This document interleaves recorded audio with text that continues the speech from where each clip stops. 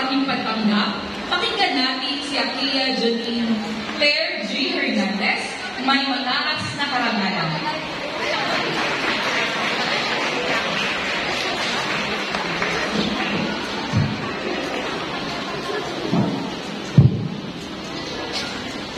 As we gather here today for our graduation ceremony, I am overwhelmed with gratitude and warmth.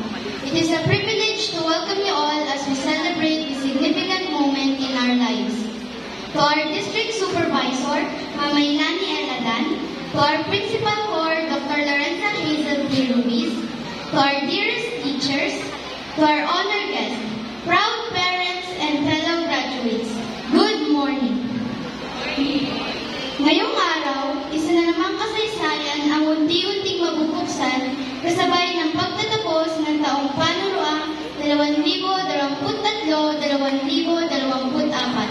na may paksang Kabataang Pilipino para sa matatag na kinabukasan ng bagong Pilipinas.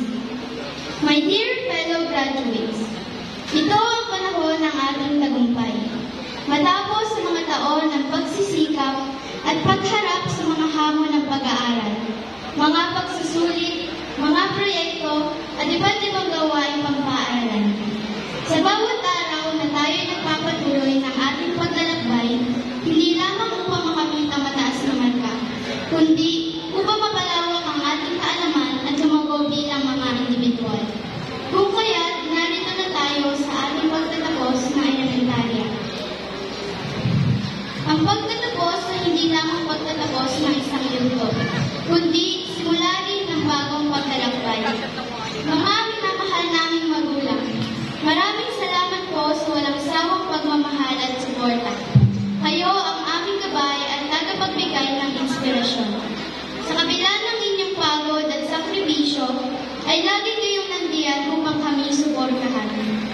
Ang inyong pagmamahal at pangaral ay di matatawaran kailanman.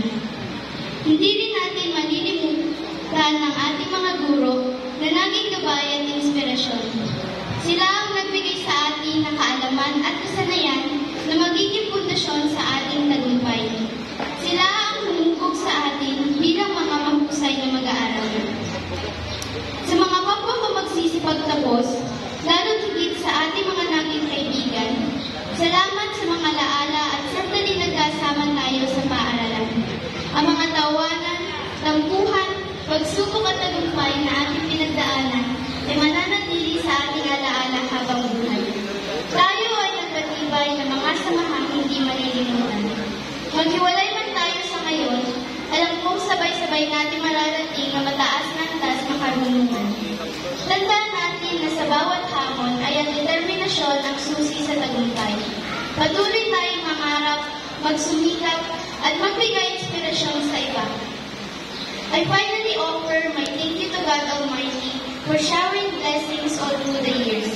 Mahaba-haba pa po ang panahon na aming tatakhakin upang tuluyang maabot ang aming mga pangarap. Kung kaya't pagbubutihin po natin ang aming pag-aaral. Ang lahat po ng kaalaman na aming natutunan sa ating sintang paaralan, Lopez West Elementary School Building 1, ay aming papagyayamanin upang maging gabay sa aming tagumpay at maging dangal ng aming mga magulang. Congratulations to each and every one of us and welcome to our 110th graduation ceremony.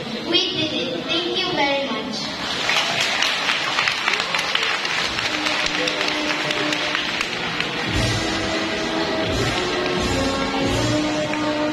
Maraming salamat. Sa pagkakataon nito ay pakinggan natin ang mensahe ng kalihim ng